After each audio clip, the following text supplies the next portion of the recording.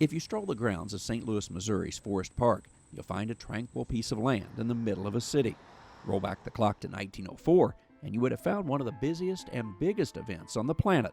This was the site of the World's Fair, and much more. The amazing thing about it was that they ended up with about 16 palaces, all of which were temporary except for one.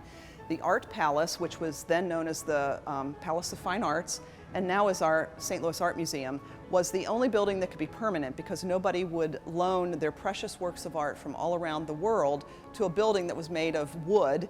St. Louis was intent on making their version of the fair bigger than Chicago's in 1893. Planners secured over 1,200 acres, much of which is today's Forrest Park, to become a showcase of the latest and greatest on Earth. There were a lot of firsts at these turn-of-the-century fairs. If you look at some of the photographs, you see people understanding for the first time an X-ray machine. Baby incubators were a novelty really at that time and really became something that we depend on today.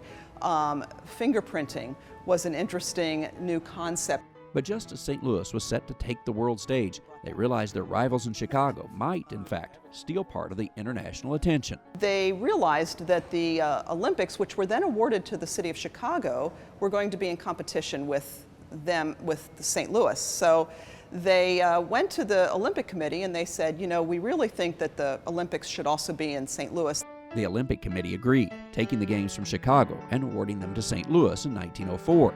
But what seemed to be a good idea, in reality turned the Olympics into a sideshow compared to the months-long fair. The marathon was perhaps most interesting. 31 competitors began the race, but only 14 finished. Several of the competitors had never run a marathon before. 2 men from the South Africa exhibit at the World's Fair even showed up to run barefoot. The marathon was a disaster in many ways.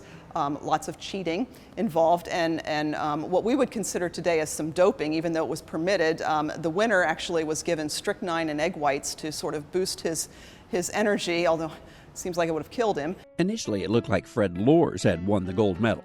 It turns out Loers had actually hitched a ride on a car for 11 miles before hopping off and running the last part of the race. He comes into the stadium sort of relieved and, looking fairly good. And I think he lets the charade go on for a while and finally fesses up. Thomas Hicks actually won the race. His time is the slowest marathon gold on record, nearly a half hour slower than the next closest winning time. 2 friends had to assist him across the line, but it was ruled to be legal. But for all the strange stories, the games did bring some great storylines as well. But we also had the first African American to medal here in St. Louis. George Pogue had medaled in a couple different events in the track and field. Some give credit to the '04 World's Fair for inventing things like the ice cream cone and iced tea. In reality, the fair didn't invent them, but rather popularized the new ideas. These events were a place where a century ago, people could see things they could only imagine. You could look at how incandescent light bulbs were made and how the latest model of just about anything was on display, not just to see the model, but how it works. So it really was opening the world in a way that today we take for granted. The Missouri History Museum stands on the spot of that once grand entrance to the 1904 World's Fair and the 3rd Olympic Games. This is still a place where you can come to see the exhibits and artifacts of an event that truly showcased the latest and greatest in the world. Traveling the countryside in St. Louis, Missouri, I'm Andrew McCrae.